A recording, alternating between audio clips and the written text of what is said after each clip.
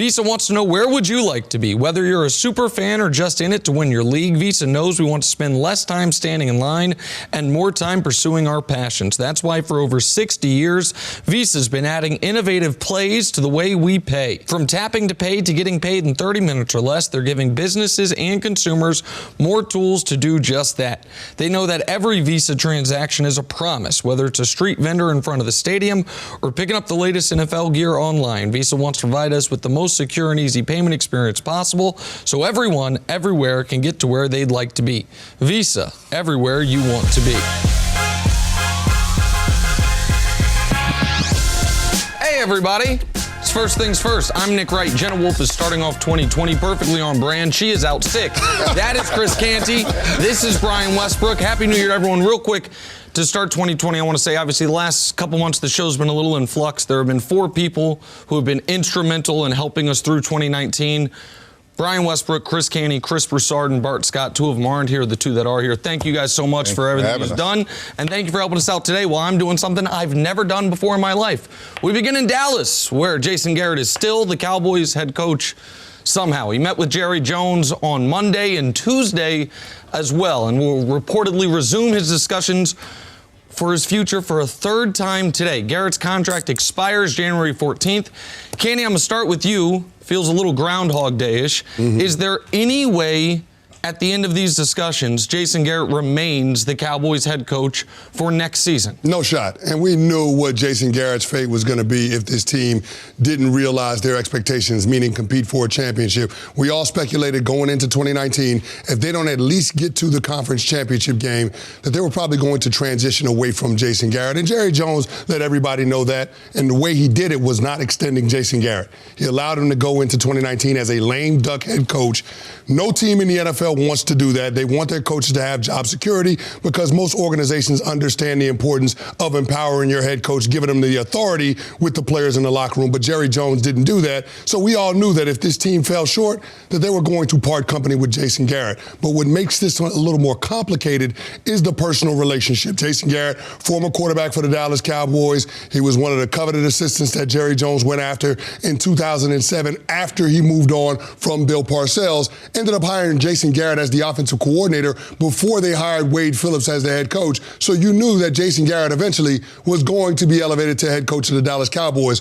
But here we are in 2019, a decade after they made him the head coach in 2010, and he still has not produced the results that Jerry Jones is looking for. And so, yeah, I don't think there's any question mark about whether or not they're moving on from Jason Garrett. I think that's a foregone conclusion. The only question is, who's going to be the next head coach of the Dallas Cowboys, and when are they going to make that decision? Yeah, I think that, of course, Jason Garrett, he will get fired. I think at this point, I've been wondering about this and thinking about it all night long, and I have to believe that Jerry Jones has invested so much into Jason Garrett at this point. I have to believe that they're trying to do something in the front office. He has to be trying to make a decision. Hey, Jason, do you want to coach, or are you willing to be in some capacity in our front office? Are you willing to do different things for the organization? Just like you mentioned, he was a player coach sitting in on meetings when he was a backup. He was a guy that was an assistant for a long time, and then he was a coach for a very long time. That message got stale to the players. But at the end of the day, it's production.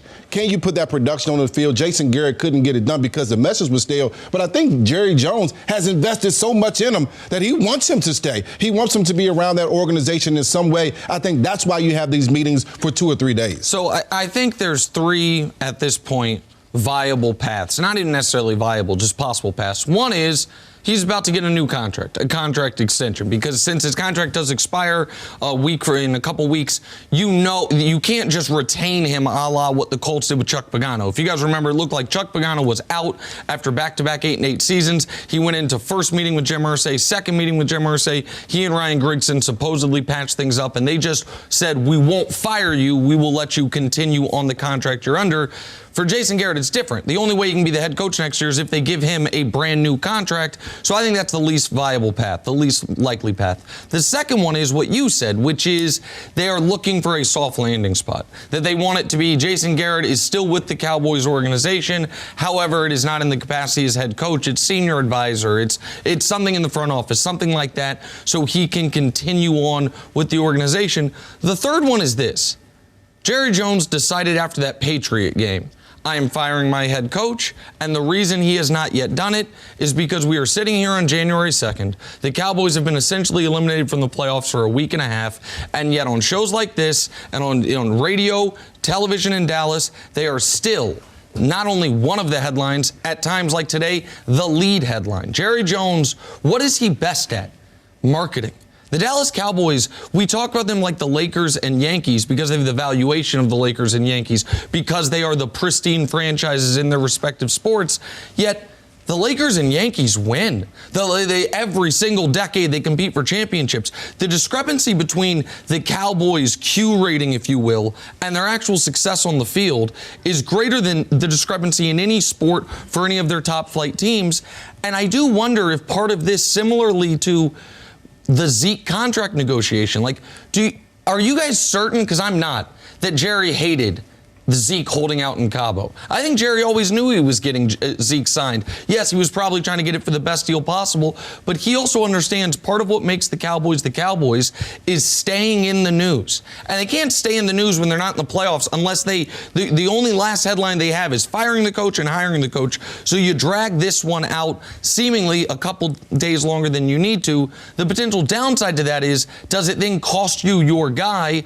I'll start with you, Canty. Are any concern, if you're a Cowboys fan, that this elongated process is going to cost them whomever should be their top candidate? No, I don't think it'll cost them the guy that they're looking at to be the head coach, but what it could do is limit that head coach's options when it comes to his assistants, because you got to realize there ain't no salary cap when it comes to paying your coaching staff.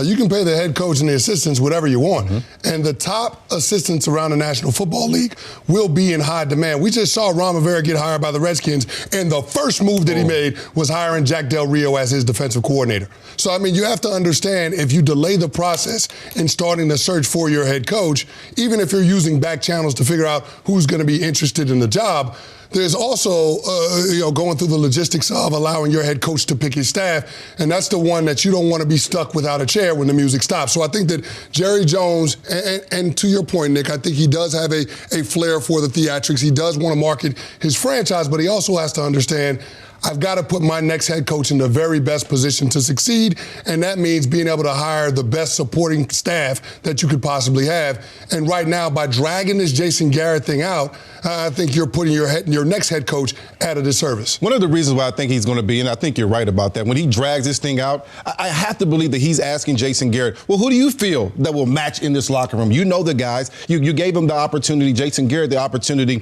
to have those exit meetings. You've had a good pulse on these guys for a long time. Maybe Jason Garrett is probably the closest guy, maybe even closer than Jerry Jones, to be able to say, this is the type of guy that you need in this locker room. This is the type of guy that will work well with the guys that you have in that locker room. And even when you think about, if a college coach comes in, maybe it's a college guy that says, Matt Rule, for example, we have our coaches in place. We've won at every stop, Temple and Baylor. And now you could come into an organization that already has a leader in Dak Prescott, already has very good players around the horn when you talk about on the offensive line, running back position, quarterback and wide receiver. Now you just need a guy that can galvanize those people. Maybe that's why you have Jason Garrett still in that building. And then as you push him up to a higher level in the front office, now you're saying, okay, I can remove myself, Jerry Jones, which has been a problem, what a lot of people have said. And now Jason Garrett can be part of the solution of getting the best coach in here. Well, here's the one thing I will say with that, Brian. If you keep Jason Garrett within the organization in a senior advisory or a consulting role, you're adding another layer onto the job for the next head coach. I mean, it's already a tough position he's going to be in, being able to work with Jerry Jones, not only now the owner, but the general manager. Then you've got Will McClay in the scouting department, and now you're also going to have Jason Garrett as somebody you have to potentially answer to. We always talk about making sure that the head coach is empowered by the owner. The singular voice. And now, and this would be, we talk about that, you worry, both of you guys talked about the concern that a player, Jason Garrett says X, and a player goes around him to Jerry Jones, find out if it's Y. If you have a new coach in, especially if it's a first-time NFL head coach like Matt Rule, he can say X. They can then go to their former head coach, Jason Garrett, who says Y, and then check with Jerry, who says Z. It would not be a streamlined organization. I agree with that 1,000%. The Cowboys have not shown a ton of interest in being a streamlined organization as far as the power structure for quite some time. To me, and they haven't done a lot of winning in quite some time. Absolutely right. They've been very streamlined, though. Listen, the coach and then the owner. Okay, fair enough. They've been as streamlined streamlined as you possibly can. Maybe being streamlined is not the answer for the organization. And Candy, you're right that it's what they've done has not led to the requisite winning. So I'm not saying it's been the right path. And one of my weaknesses, sometimes I try to assign logic to illogical people. The only way drawing this out to me makes logical sense is if they do have a Matt Rule in their back pocket that they are certain they are getting, who is going to come with his own coaching staff in place. If this ends up with Jason Garrett being fired 4 days, 5 days later than he needs to, and then it's like, we want to interview Josh McDaniels, which would then take time, and then he has to rebuild a staff, then you absolutely are costing yourself a chance to compete in 2020 and in the entire tenure of that new head coach, because you are minimizing how effective the staff can be. I think it's a great point.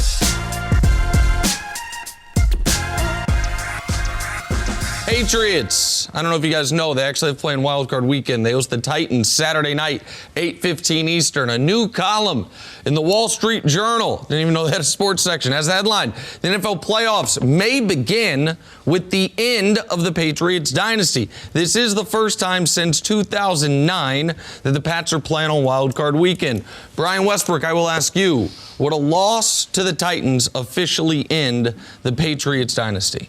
You know, I think a lot of people would think that it would, but it wouldn't. I mean, think about this. From 2010 to 2013, the Patriots, they didn't win consecutively, winning Super Bowls year after year. In fact, they lost once in the divisional round. They lost to the Giants in the Super Bowl. You know about that a little bit. And then they lost 2 conference championship games. So that's 4 years of football. They did not make it to the Super Bowl. In modern thought, you would think every single year they're there. They come back from 2014 to 2018. They win the Super Bowl, they lose the next year. They win the Super Bowl again, they lose the next year, they win the Super Bowl. And so they have the ability to resurface, to adjust and come back. This is one thing that you know about Bill Belichick. He's a master of adjusting on the sideline, adjusting at halftime. And I think throughout the offseason, he'll adjust as well. He'll pivot. He'll find a different way to do it. If they keep Tom Brady, the dynasty is not dead. They have the ability to build around him, get better players around him. They try to do it with Antonio Brown. They try to do it with a lot of different players. They have Josh Gordon. Of course. A lot of different players they try to do it with. They haven't been able to do that offensively. They still have a very good defense. They still have the brain of Tom Brady. They need to build around him a little bit better and maybe run the ball a little bit more often as well. B-Dub, I think you highlighted the most important part of whether or not the dynasty is dead. Do they still have Bill Belichick? Do they still have Tom Brady? If they have those two guys in 2020, then we should have all the confidence that they'll be able to find a way this offseason to retool this team and put them back in championship contention. Because I agree with the Wall Street Journal as far as this team this year. The Patriots aren't going to make some magical run to the Super Bowl, but I think everybody's a little bit premature in terms of trying to bury Tom Brady and Bill Belichick and saying that it's over after 2 decades. I mean, last year they had 2 losses in December, 1 to the Dolphins, and they ended up winning the Super Bowl. Now they had the first round bye, and we always talk about how important that is. But this year, they lost 2 games in December, 1 to the Dolphins. They are playing on Wild Card Weekend, but I mean, this team has not fallen off as far as everybody would expect. They've still won 12 games this year. Which is more than they won last year. Which is more than they won last year. So I just think that people need to pump the brakes a little bit when they start talking about the New England Patriots being done for. Okay, so here's why I totally disagree with you guys. What's the team in the NBA the Patriots, Belichick and Brady are compared to the most? San Antonio. Right, with Duncan and Popovich, right? And so those Spurs had similar success. The Patriots have 6 titles. The Spurs had 5. 3 early and then 1 late that vast majority of people did not expect in the 2014 season. That was the last year Tim Duncan was a great player. He was first-team All-NBA in 2013. He was All-NBA again in 2015, kind of at the very, very tail end. And that was the last year the Spurs competed for a title since. Since then, they have played 1 Western Conference Final Series, and they got swept in that series. It really ended at that last title because as great as the infrastructure was, as great as Pop is, as great as the supporting cast was, once their superstar linchpin stopped being that level of player, much less once he retired, then their ability to compete for championships also ended right there with it. That's what we're seeing with Brady. I don't think he'll be back with the Patriots next year, but even if he is, does anyone think he's going to be markedly better than he is this year? I don't know why he would be. The defense can't be much better than it is this year. So it's not like, well, when Brady deteriorates, the defense will jump up. That's what happened this year. The defense deteriorated, and the defense went from a very good defense last year to a great defense this year. And the other element of it, and you guys think I bring up the D Ford play all the time because I'm a bitter Chiefs fan. When he's offsides, Brady throws that pick. And that is part of it. It is because I'm a bitter Chiefs fan. But the other reason is because had D Ford been onnsides and that pick counted, the narrative of the dynasty makes so much more sense. Think of what we would have had. We would have had an all-time great player muster one last amazing moment, 28-3 down in the Super Bowl, to break Joe Montana's record, get his 5th ring. The next year, he's so good he wins league MVP, but the team isn't quite good enough, they lose in the Super Bowl. The next year, you get one game further away. You're in the AFC Championship game against the new great young player, and the great player on the Patriots has a terrible game. That would have been his 3rd interception. You lose it on your arm, and then if that had happened, and then we were to look at this year, it's like, oh, and now you have the worst year of your career, and you're a wild card. What screws up the narrative, if you will, is they won that game. They then win the Super Bowl on a brilliant defensive performance, and I'm not taking anything away from them. I'm just saying it would make so much more sense if it was like 28-3 is here, the Eagles Super Bowl loss is here, the Chiefs game's here, and now we're where we are. It's that they are the defending Super Bowl champs, so people don't want to admit it. The question I would have is if this week or next week, whenever they lose, is Brady's last game as a Patriot, do you guys think Belichick, the dynasty, can continue absent of Tom Brady? That if they plug and play a quarterback with the salary cap room they have, that they can continue to compete for championships if Brady's in retirement or wearing a Los Angeles Chargers uniform? Absolutely not. Now, that ends the dynasty right there. Okay. If Tom Brady is gone, it was the Belichick and Tom Brady show. If Tom Brady, that piece is gone, that ends it right there. Who's the backup quarterback? If Tom Brady couldn't win with this cast of characters, then how can the backup, who we have no confidence? We have no confidence in Stidham. And here's the other part. The players in that locker room, they don't have number 12 walking out there on the field. And that's a big difference. When you have that guy walking underneath center, the guys around him believe that they could come back and win any game. And the confidence level for Bill Belichick and that offense and defense without Brady there, the dynasty probably is going to be over. Here's the other part. Until the Jets, the Dolphins, and until they can win consistently in the Bills and make the playoffs and win that division, the dynasty isn't over, especially if Tom Brady is there. Until they can do that every single year, then the dynasty can't be over because the Patriots will continue to win the AFC East until those teams get much better. Now, if you're telling me Josh Allen and the Bills are going to be much better next year and they're going to win it, then the dynasty is over no matter if Tom Brady is there or not. Well, the Bills have shown with their trajectory, they're going to be a pretty damn good football team. Yeah, they still lost to the Patriots twice, though. Brandon Beane, their general manager, and their head coach, Sean McDermott, they have a clear program. They made the playoffs in his first year, and now they're a double-digit win team in his 3rd year. So you see which way they're trending. But as far as the Patriots go, you're absolutely right. If they have Tom Brady and Bill Belichick, they're going to be able to keep this thing pushing. And I'll tell you why. It's beyond just the confidence that Tom Brady gives to the rest of the guys that are on the field, but also the consistency in the voice and setting the agenda for the club from Bill Belichick to Tom Brady to the other 52 guys in the locker room. I think that's something that's very important. When you start talking about the Patriot way, you got to have your best player echo the same things that the head coach / general manager is echoing. If Tom Brady is not the mouthpiece for Belichick in that locker room, then none of this works. So, I mean, this is a throwback player with a throwback coach. If you take any one of those pieces away from it, then, yeah, the dynasty is going to collapse. But as far as what this year is going to do, I don't have a lot of confidence that they're going to be able to make a playoff run just because of the deficiencies that they have on the offensive side of the ball. A lot of young receivers outside of Julian Edelman, and Tom Brady has shown that those guys aren't on the same page, and that affects his productivity. So I'm not sure if we're seeing a fall off in Brady's skill set or just the supporting cast not being on the same page at the quarterback. Either way, the results are not what the Patriots are looking for, and they haven't had an opportunity to pivot and go in a different direction this season. We'll see what happens in the offseason. And listen, Colin Cowherd made this point that dynasties rarely end as abruptly as the Golden State Warriors one did, where a great player leaves, other great players get hurt, and you go from up here to the worst team in basketball. Listen, everyone knew when Bill Russell retired after winning 11 championships in 13 years, the Celtics were in a different era. Most dynasties just kind of whimper out. The Lakers with Shaq and Kobe, they win 3 straight titles. The next year they get bounced by the Spurs. The next year they're back in the finals. Then Shaq leaves. How good are they going to be? And then you realize, oh, it's over now.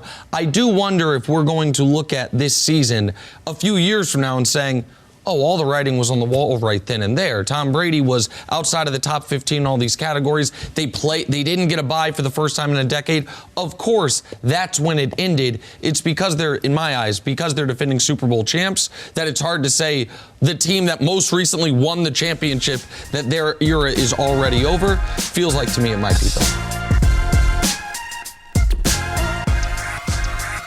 Kirk Cousins and the Vikings will be in New Orleans to face the Saints Sunday on Fox. In the regular season, Cousins just 4-4 on the road. Saints defensive end and friend of this show, Cam Jordan, had some, interesting comments about Kirk Cousins on the Rich Eisen show. Here they are. The issue of knowing what type of Dalvin Cook you're going to get. What do you think on that front? The issue of knowing what Kirk Cousins you're going to get. What do you mean by that, Cameron? At times, he looks to be a very proficient quarterback. Mm-hmm. And at other times, maybe not so much. Is that what you're saying? I'm going to stick to the first statement. So we know what he's saying there. Canny, what Cousins do you expect to show up Sunday? Well, I don't expect to see the very best version of Kirk Cousins because he's showing us when the stage is at its greatest and the lights are at their brightest, he plays small. And so, you don't have to take my word for it. We can just go to the numbers. We have tangible evidence. In 1 o'clock starts, Kirk Cousins has a 33-18 record with 101 touchdown passes to 40 interceptions and a 98.7 passer rating. In non-1 o'clock starts, which are the primetime games, 4 o'clock games, 8 o'clock games, Kirk Cousins has an 11-24 record, a 94 passer rating, 54 touchdowns to 31 interceptions. Yep. So, he turns the football over. He makes mistakes that he typically wouldn't when he's on the big stage. And so, I don't think that anything's going to be different going into this playoff game in the Superdome, which is a tough place to play in the regular season, not even including the postseason. That's going to be a raucous crowd. And then on the other sideline, you got a quarterback like Drew Brees that keeps the pressure on the opposing quarterback. So, with a banged-up Dalvin Cook, not knowing what version of him you're going to get, I don't expect to see a very good version of Kirk Cousins. Well, you mentioned the version of Kirk Cousins, and what you're talking about really is, in my opinion, I think Kirk Cousins, he doesn't need to be the hero. If this defense can keep it close, that's the big question to me. Can this defense put the Saints in a position where they're not scoring 21 points in the first half? If they can keep this game close, then they can run the football with Dalvin Cook with the injured shoulder. Hopefully he comes back and healthy. Now Kirk Cousins doesn't have to be the hero. So if I'm Kirk Cousins, I'm begging this defense. I'm trying to empower them to try to get their job done so I don't have to try to be the hero. But a lot of those primetime games, he had to be the hero because those defenses were giving up a bunch of points, and Kirk Cousins didn't live up to that. This is a run-first offense. This is a team that needs to get the run game going with Dalvin Cook, who really, over the last few weeks, hasn't been himself. He's been injured, been in and out of the lineup. But when healthy, Dalvin Cook is going to get you 130 yards, plus some yards in the receiving category. That's going to put Kirk Cousins in the position to make him successful. This defense and Dalvin Cook, not Kirk Cousins being the hero. So a couple things.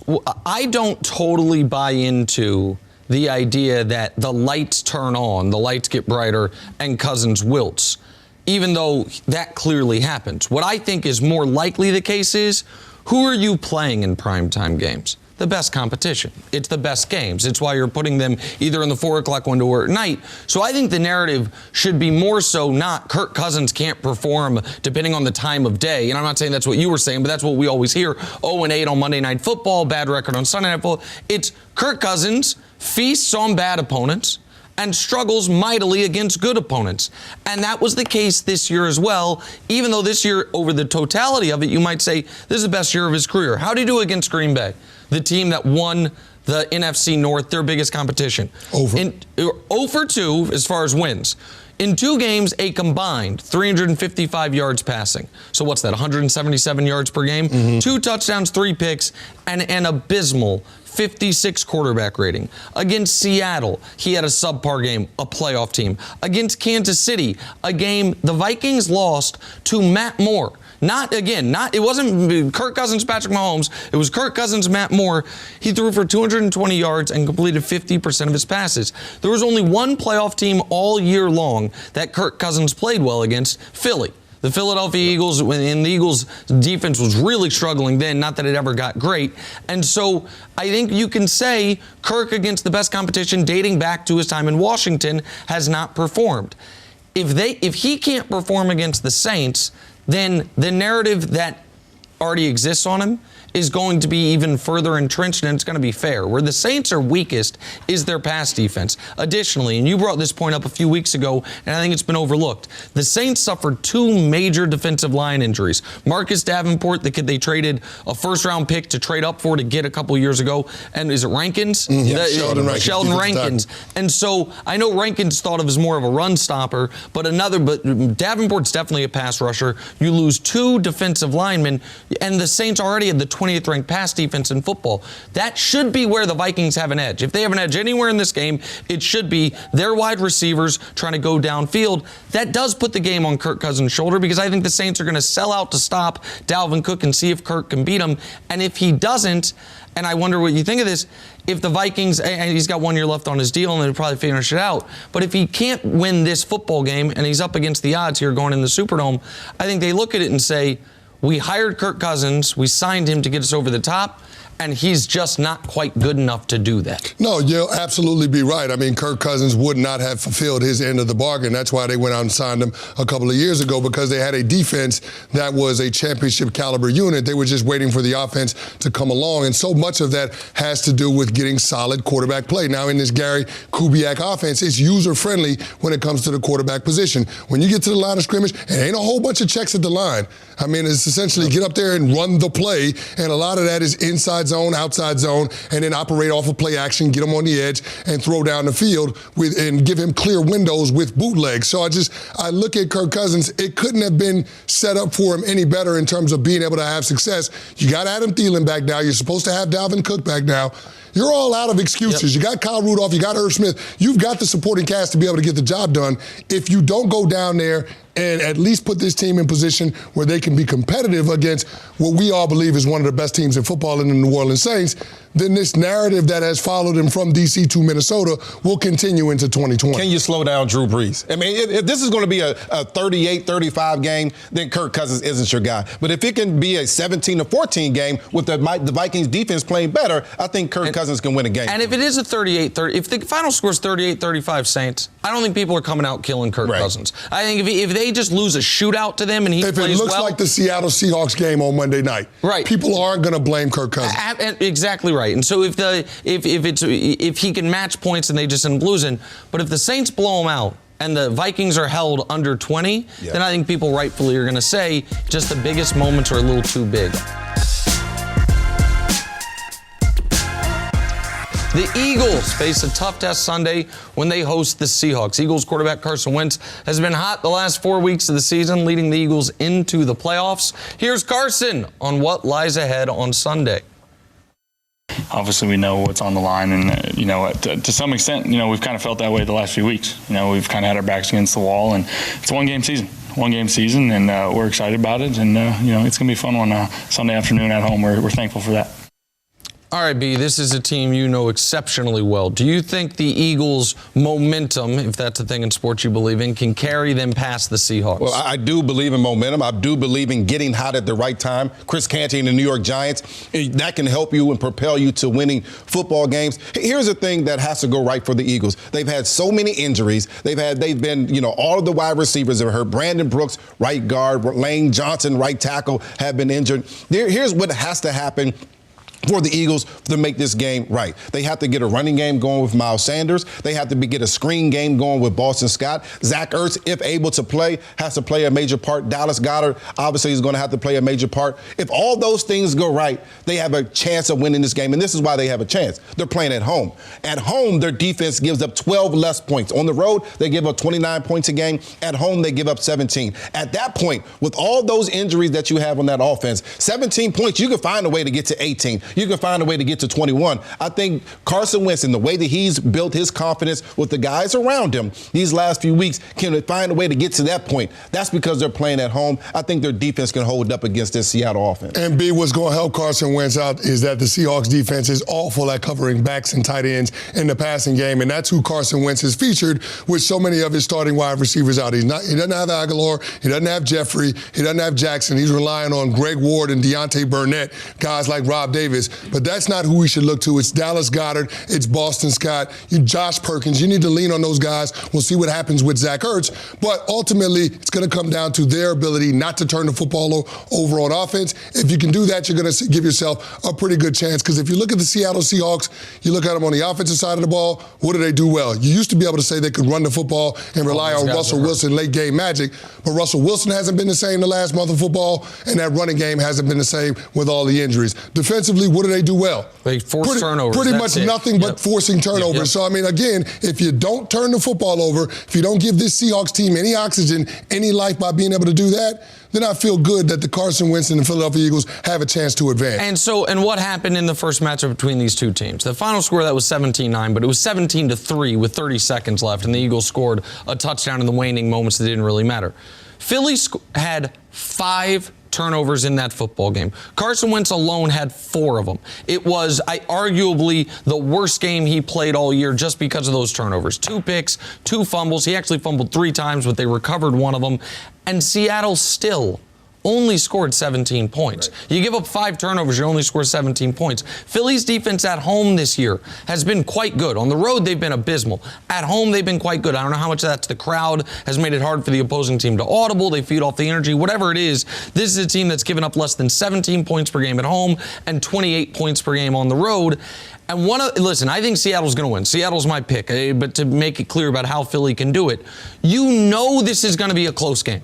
Seattle does not blow people out. They have decided over the last few years to abandon an offensive philosophy that would allow for some blowouts, which is let Russell Wilson be special throughout the game. Instead, they treat their future league MVP quarterback, one of the best quarterbacks of his generation, like break in case of emergency. We will use him. We'll run the ball into the line of scrimmage twice on 1st and 2nd down, end up with a 3rd and 12, and then ask Russell Wilson to go do something for us. Because of that philosophy, because they are wildly conservative on 4th down situations, on when to punt, when not to punt.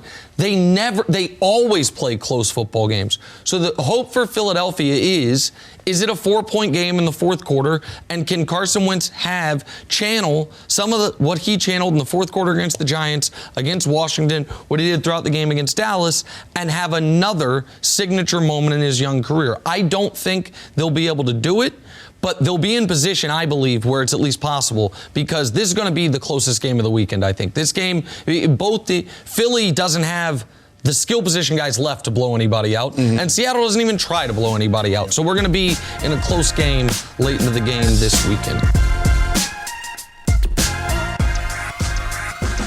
Back here on First Things First, on Tuesday, the Browns and general manager John Dorsey mutually agreed to part ways. A new report also said that offensive coordinator Todd Monken told opposing coaches before games the team was, quote, a total mess. Brian, I'll start with you. How quick of a fix are the Cleveland Browns, in your opinion? Well, 2 things that need to be fixed, and they're really overused words in the NFL, but I think they're used for a reason, and because it's very, very important. Culture and character. I think they have all the talent that you can ask for. They have 2 all-star receivers. You have a great running back. Offensive line needs some work. I think your quarterback is going to need some adjusting, but they need a better culture and character. And when you look at this football team, I think back to the Kansas City Chiefs before Andy Reid got there. They were 2-14 the last year of Romeo Cornell. They were absolutely terrible. They had a bunch of good players on that football team, though. And when Andy came in with a better culture, he built a better character inside that locker room, they were 11-5 the next year, made it to the playoffs. They have an opportunity here in Cleveland to do something that they haven't done in 17 years, which is make the playoffs if they find the right guy. But that guy has to come in strong-handed and say, this is what's going to be allowed now, and all that stuff that you did before, none None of it's going to be allowed. If they can do that, they can build that culture. They can build that character in that locker room to go along with the talent that they have, and they can win, be a winning football team. It can happen overnight. It won't happen overnight, but it can because you have that talent on that football team. You just have to bring the right guy in. Yeah, you see a lot of teams go from worst to first throughout the National Football League from one year to another, and I think the Cleveland Browns have the talent to be able to compete for that division title, even with the Baltimore Ravens, who are a 14-2 team now, the number one seed in the AFC. The Cleveland Browns are a very talented team. From that regard, John Dorsey did his job, but the one thing that he failed to do was identify who the head coach of this team needs to be, and that's why he ultimately lost his job. So moving forward with this organization, I think the approach that they're taking is the right one in making sure that they find the right coach. It's why they moved on from John Dorsey. They want their next head coach to have input on who he's going to work with in the front office as the general manager. So I think that's absolutely the right approach because you need to try to attract the most qualified candidate possible. You need somebody that can not only fix Baker Mayfield, get him to stop throwing the ball to the other team, but you also need somebody that can create the culture that can support sustained winning. That's been the thing that the Cleveland Browns have missed on since the expansion team got back to Cleveland in, 98? So I think that that's the most important thing for the Cleveland Browns, identifying who the head coach is going to be and making sure that that guy is not a question mark, that you know that that guy can actually do the job in the NFL. Jimmy Haslam is the owner of the Browns. He bought the team in 2012 after being a minority owner with the Pittsburgh Steelers. Since then, they have had 5 general managers, about to have a 6th. They've had 5 head coaches, not even counting the interim ones, about to have a 6th. And 13 different people have started at quarterback. Since Jimmy Haslam's been the owner, they have had a combined 23 coaches, GMs, and quarterbacks. Obviously, that is the recipe for total organizational failure, right? So whatever happens in Cleveland, you have to deal with the fact that the ownership situation there, let's just be kind and call it far less than ideal. And quick triggers. No GM has lasted more than 2 years. John Dorsey was one of the longest tenured GMs because he got 2 full seasons. Coaches there they've been one and done with coaches twice now. Rod Chudzinski was one and done, and then also Freddie Kitchens was one and done. Your point about the Chiefs example, very similarly, Romeo was an interim head coach who got promoted because they beat the at the time undefeated Packers and everyone liked him, and then they absolutely fell apart under his watch, right? So they clearly hired the wrong coach. But your point on character and character and accountability? And culture. Yeah. That is where the Browns have a void right now, and where I would say is the biggest concern. Because what they need is the guy who was over my shoulder a moment ago, Baker Mayfield. They need someone in there as soon as possible, put their arms around Baker and say, hey, man, this right here, this moment, more so than when you walked on at Texas Tech, more so than when you left there, more so than your rookie year. This is your fork in the road moment of your career. Your rabbi within the organization, John Dorsey, is gone. The head coach who it's no longer a guy who got the job in part because of his relationship with you. It is going to be based on your performance and your performance alone, whether or not we are looking for our 14th starting quarterback over the last 7 seasons, or if you have this job for the next 14 seasons yourself. That has to happen, and someone that has the power of not only personality, but the power of fear that your offensive coordinator and your star players are not openly flirting with other teams. Like, hey, we killed Odell for saying, come get me. The hell you expect him to do if he hears one of the grown-ups in the room, Todd Monken, talking mess about his own team while he's there? It was a total mess there. We blamed Baker because his play was poor. We blamed Odell for reasons I don't totally understand. But I would rather take over a talented, dysfunctional team than a team that has been stripped for its parts that you're going to have to rebuild from the studs up, especially when I know my owner has a quick trigger on it.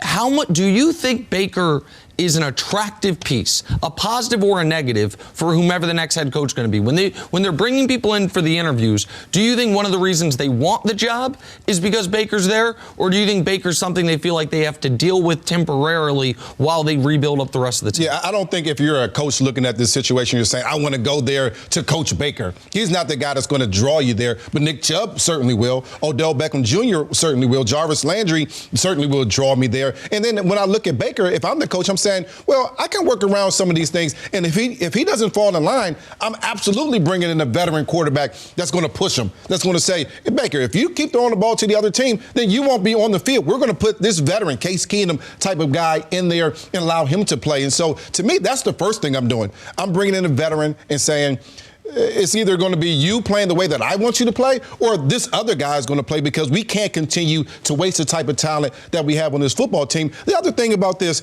the culture and the GM and the character, GMs and head coaches have to be on the same page. I remember Tom Heckert, God rest his soul, and Andy Reid. They both were on the same page. They knew exactly the type of players that you wanted to bring in, because Tom knew that Andy needed smart guys that were willing to sacrifice, and they understood the infrastructure of an organization. The coaches here, we're not questioning him, and everyone's going to play up to their potential. They've never had that in Cleveland. That's one of the reasons why they played so poorly. Yeah, and two of the organizations that are in their division have. You look at the Pittsburgh Steelers and you look at the Baltimore Ravens. Both of those organizations, with their head coach and their general manager, they're clearly in lockstep. And that's what Cleveland has to build toward. But I think it starts with exactly what you said, being able to hold folks accountable. And it started with holding John Dorsey accountable for his decision to hire Freddie Kitchens as the head coach. And we see a year later, that was clearly the wrong decision. But also with Baker Mayfield, his performance on the field. 21 interceptions, 22 touchdown passes,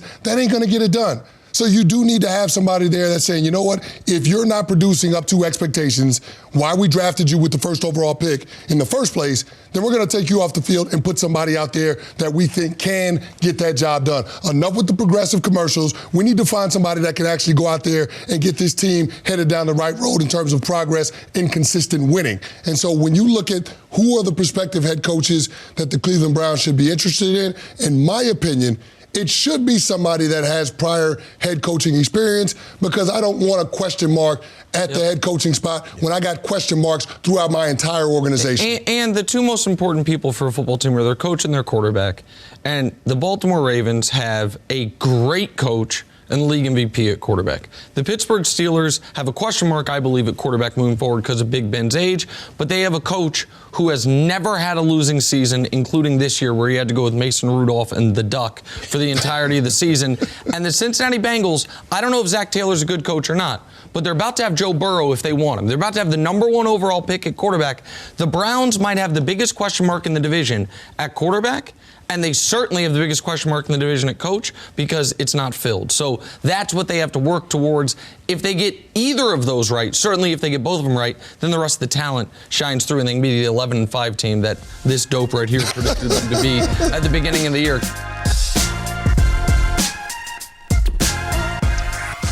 On Saturday night in the AFC wildcard, the Pats favored by 5 points at home, according to my friends at Fox Bet. Chris Canty, what do the Patriots have to do to avoid being upset by the Tennessee Titans? They got to be able to stop the run. And Derrick Henry has been a battering ram, especially the second half of the season. You brought it up in our pre-show meeting about how he's played since that game against the Kansas City Chiefs. Last 6 games, 150 yards per game, 10 touchdowns, 6.5 yards per carry. If all he played was the last 6 games, he would have been one of the 12 best running backs statistically in football. Yeah, and he just rang up 200 yards in his regular season finale on his way to winning the rushing title. So if you're the New England Patriots, you got to shore up that run defense, and that's been the one area that this team has been a little suspect on. We always talk about how good the Patriots are on the back end with their secondary, but we don't talk about the interior of their defense, and that's exactly where the Tennessee Titans want to bludgeon you on offense. There's a reason why Ryan Tannehill led the league in passer rating, and there's a reason why he led the league in yards per attempt. It's because he's getting a lot of chunk play opportunities in the play-action passing game because teams are selling out to stop the run. So if you're the New England Patriots, you absolutely have to slow down Derrick Henry. You can't let him average 5+ yards a carry. Otherwise, you're going to set up opportunities for Ryan Tannehill and A.J. Brown to get some big plays in the passing game. And we've already seen that Patriots offense is not an explosive offense. If you let this Titans team get up on you early, that could spell big trouble for the Pats. Yeah, they definitely have to stop the run. Obviously, Derrick Henry and not making those business decisions on the back end, which you saw a lot of teams at the end of the season were saying, I don't want to tackle 6'4", 250. Especially at the end of games. Yeah, at the end of the games, they were saying, I don't want to do that. I would add to the Patriots' success, they have to be able to run the football. Just imagine what you saw last year from guys like Sony Michel in the playoffs. Against the Chargers, first round, 24 carries, 129 yards, 3 touchdowns. Against the Kansas City Chiefs, 29 carries, 113 yards, 2 touchdowns. And then in the championship game, 18 carries, 94 yards, and a touchdown. You have to be able to run the football in the postseason and stop the run if you want to be successful, especially if you're not getting the chunk plays down the field from Tom Brady and Philip Dorsett or N'Keal Harry. You have to be able to run the football. If they can do that, they got a chance to keep going and not be upset by the Tennessee Titans. Your point on Sony Michel's a great one. After the spectacular playoff run, I think a lot of people expected him to be the centerpiece of the Patriots offense this year, and he responded by not having a single 100-yard game all season, struggling mightily. Maybe it's the offensive line turnover. Maybe it's James Devlin not being there. Whatever it is, he has not been the player in year 2 he was in year 1. And Nick Chubb, who we were talking about earlier with the Browns, his teammate at Georgia, a lot of people thought Chubb should have been the pick for the Patriots in that spot. They pass on Chubb, they take Sony Michel. All Nick Chubb did was finish second in the league in rushing, second only to Derrick Henry. But I look at this game a little bit differently. You guys are talking about the Patriots stopping the run, the Patriots running the football. If Tom Brady doesn't turn the ball over, they'll win. The last game they lost where Brady played a clean game was the Miami game last year that involved 7 laterals at the end of the game to beat them. Every game they have lost this year has included a critical Brady mistake, and I think it's gotten to the point with Belichick after the pick 6 against Miami where he has lost some faith in Brady as far as one thing this year Brady has done at an elite level is not turn the ball over, is not make the critical mistake. Trust, he has said it on countless interviews, he being Brady. We're a defense and special teams oriented team. It's our job to take care of the football. Yet in their 4 losses, he has 4 interceptions, all of which either while the Pats had a lead they were trying to extend or in the midst of a possible Patriots comeback that gets stifled by a Tom Brady pick. So I think if he plays a clean game, as good as Tannehill's been this year, and Tannehill led the league in passer rating, led the league in yards per attempt. It's not like he only played 6 games, played 12 games. He was sensational. And as good as Derrick Henry was this season, I don't think the Titans can go to Gillette and win a game where the turnover battle's even. Certainly if they lose the turnover battle, they are sunk. But if the Pats just play them even, I feel like the Patriots are going to have a special teams edge, not as far as making field goals, but as far as either blocking punts, returning kicks, doing something in that regard. And the home field advantage there is so enormous. To me, the question is, can Brady play a clean game? Because if he doesn't, then the Titans can start doing what they love, which is dare you to sell out against Derrick Henry. And they got 2 wide receivers that can hurt you now. A.J. Brown has been sensational as a rookie, and Corey Davis had a bit of a down year.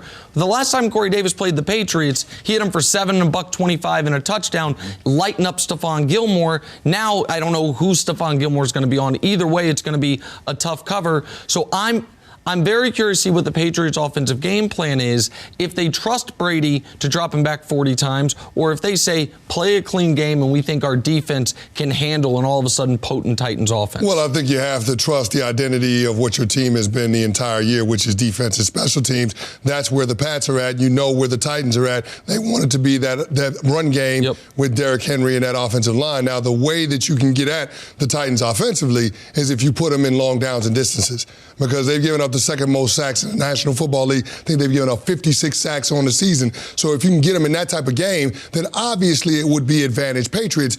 But you also have to recognize that the Titans are undefeated when Derrick Henry rushes for over 100 yards. So that to me is where it starts for the Patriots. That's your path to victory.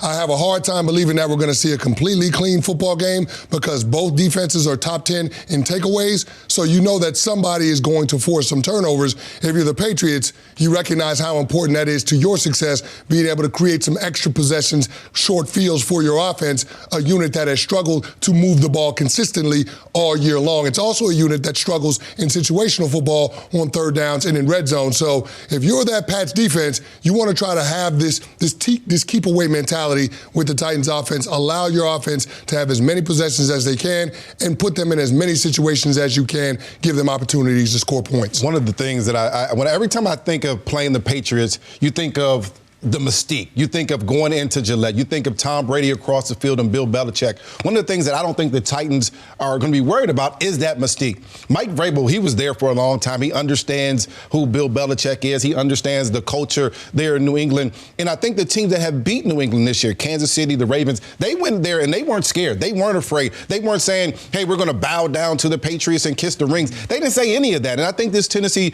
Titan football team is going to be the same exact way. They're going to go in there and they're going to get after it. They have one of the most aggressive and nasty coaches I played against in football. And when you think about this thing, this is what they have to do. They have to get the run game going. But Ryan Tannehill has to be the guy that he's been since replacing Marcus Mariota. He's been the guy that's been first in passing. He's been first in yards per attempt and first in completions all season long since he's played. If he can get that, if we can get that out of Ryan Tannehill, then the Titans can win this football game in Gillette. The Vrabel angle is a really interesting one because I think people think of Vrabel as like, oh, he was one of Belichick's assistants. He never was. He was with the New England Patriots. He wanted a new contract after the 2008 season.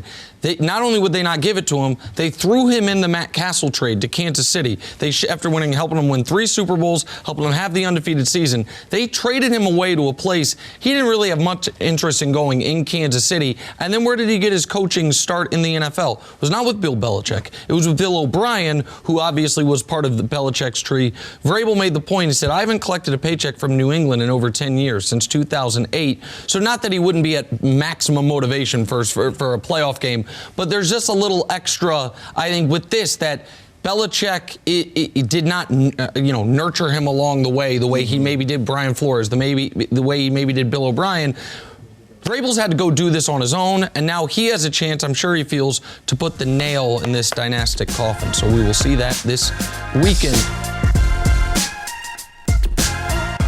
All right, time now for In and Out.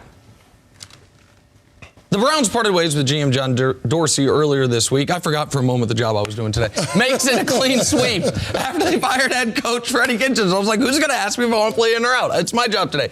Brian, are you in or out on the Browns being the best head coaching vacancy this offseason? Well, I'm out. And here's the reason why. I think with the Browns, you have a bunch of talent, but you got to change the culture of that entire organization, obviously the character too. And that's just hard to do. You have to find the right guy that has the ability to do that. I think the most desirable place is probably the Dallas Cowboys. You already have a face of the franchise. They don't have culture issues. They just need a guy that can come in and galvanize that football team. The message with Jason Garrett was stale. At this point, I think the Dallas Cowboys certainly is the best job open. I hear you with the Dallas Cowboys, but there is Jerry Jones there, and there is potentially Jason Garrett being there, even though he's not the head coach. That's a lot of different voices to the players in that locker room, so I don't know about that. I'm in on the Cleveland Browns being the most attractive vacancy because the organization has already come out and said we're going to give our next head coach input on who the general manager is going to be. I mean, if you're going to be the guy that's responsible for cooking the meal, at least you also want to have some input on buying the groceries. That's why I'm in on the Browns being the most attractive job. Brian, I feel like you're cheating here. The Cowboys are not a vacancy. The Cowboys right now have a head coach as we sit here today. His name is Jason Garrett. He has his 11th meeting scheduled with Jerry Jones coming up, and we'll see what happens. I'm in for a couple of reasons. One is I still believe-ish in Baker Mayfield. I know the talent is there, and I'm always, give me talent and I'll figure out the rest. And the rest of the roster is unquestionably talented. They have one of the best young pass rushers in the league in Myles Garrett, one of the best wide receivers in the league in Odell, along with one of the best running backs in the league in Nick Chubb. There's a big what if of what if the Browns had hired a real professional head coach? How would we think of all those guys right now? They now have the opportunity to go do it. You still have the Jimmy Haslam situation, but you will deal with that. To me, it's a better opening right now than Carolina, than some of the other openings. All right, next, Deshaun Watson and the Texans take on the Bills on Saturday. Watson lost in his first playoff appearance last season and played terribly, by the way. Brian, are you in or out on the Texans having a chance at a deep playoff run? I'm in. And here's the reason why. I believe in Deshaun Watson. So offensively, this is what you have. You have 3 receivers that can go get it and make plays. Deshaun Watson being one of the best quarterbacks in the league, he can get it done. The one thing, and also you also have Carlos Hyde. Think about what Carlos Hyde has done. No one really ever talks about him. Over 1,000 yards this season. He's played well. You're getting J.J. Watt back on the defensive side of the ball. That's a different defense if you have J.J. Watt. I think they can make a run. But all these guys, in my opinion, still have to overcome some of the deficiencies in Bill O'Brien. I believe in Deshaun Watson, but I'm out on Bill O'Brien as the head coach. Bill Belichick said it in that special, The Art of Coaching. He said good players can't overcome bad coaching.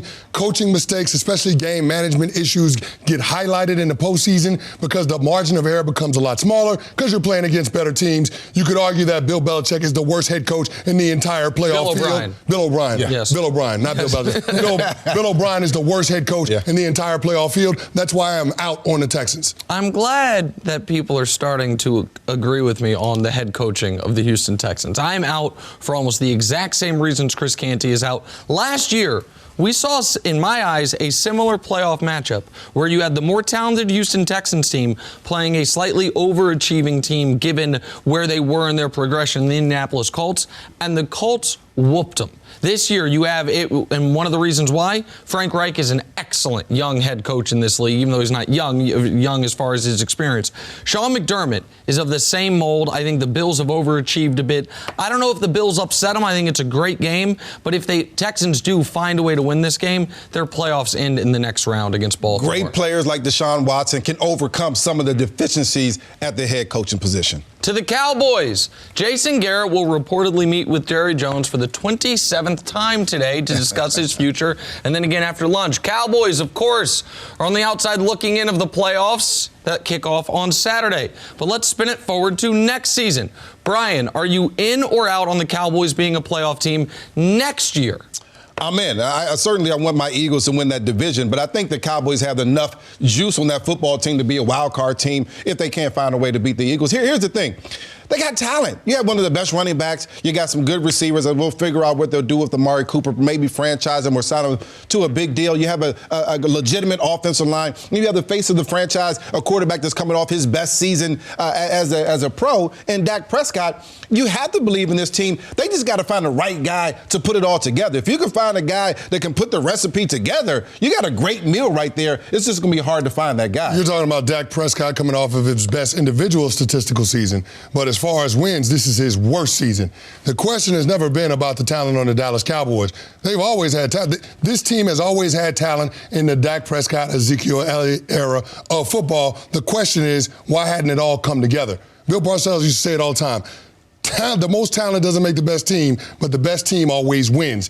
They got to find a way to come together as a team. And until I know who their head coach is, the guy that's going to be responsible for doing that, I got to be out on the Dallas Cowboys being a playoff team. I'm also out. Maybe I was in the minority here. I didn't think they were going to be a playoff team going into this year. Statistically, they were way better than I could have expected. Averaged 25 points per game, had a top 10 defense, had a top 5 offense, and they still missed the playoffs. Next year, they're going to have less talent. They might still be talented, but they're going to have less talent because they're going to pay Dak, whether it's franchise tag or new contract. That is going to cost them at least one of their other veterans. So maybe they pull a rabbit out of their hat in the coaching search. But for the time being, I look at the NFC and I say there are 7 or 8 teams that I would anticipate being better than Dallas next season. Your Philadelphia Eagles primarily in that division. New article on Pro Football Focus says that in order for the Seahawks to win in the playoffs, Russell Wilson has to be perfect. Wilson is Pro Football Focus's #1 rated quarterbacks amongst guys that start at least 12 games. Brian, are you buying that Russ has to be perfect in the playoffs for Seattle to have a chance? You know, without that running game, it's just hard to envision what this Seattle offense looks like anymore. They run the ball probably just as much as anybody else in the NFL. I think they're third in rushing attempts per game, and they've been dominant in that. With that running game, now you can have Russell Wilson play fake and throw the ball over the top to Lockett and Metcalf and all the other guys they have out there at wide receivers. And so, does he have to be perfect? I think so, because you don't have that run game. Now you have Marshawn Lynch. Now you have the different guys in the backfield that haven't been there, haven't proven that they can get it done in the run game. And so I think he has to be as close to perfect as he possibly can. However, I think this Seattle team has built a callus. They've built something around confidence in number 3 that it helps you win these close games. It helps put you in the position where you can be successful, even if you're down by 5, even if you're down by 7 in a football game, because you believe in Russell Wilson. Well, think about this. Here's a good stat. They've had 10 wins by 8 points or less. They know how to fight. They know how to come back. They know how to win close football games. I think Russell Wilson, when you have him at the quarterback position, he'll keep you close. This team knows how to win those close games. Well, here's the thing. With Russell Wilson, does he have to be perfect in the playoff game for the win? No, he doesn't have to be perfect, but it would take for them something that we haven't seen consistently all year long in order for them to be able to get it done without Russell Wilson playing at an MVP level, which would be that defense stepping up and making big-time plays. I mean, it would take what we saw from the Seahawks defense on that Monday night game against the San Francisco 49ers when you got Jadeveon Clowney returning fumbles for touchdowns. You got Quandre Diggs making interceptions. It would take that type of performance in order for them to get it done if Russell Wilson doesn't play his best game. Now, unfortunately for the Seahawks, I mean, Russell Wilson has been trending in the wrong direction going into the playoffs. The first 9 games, in 8 of them, he's had a quarterback rating north of 100.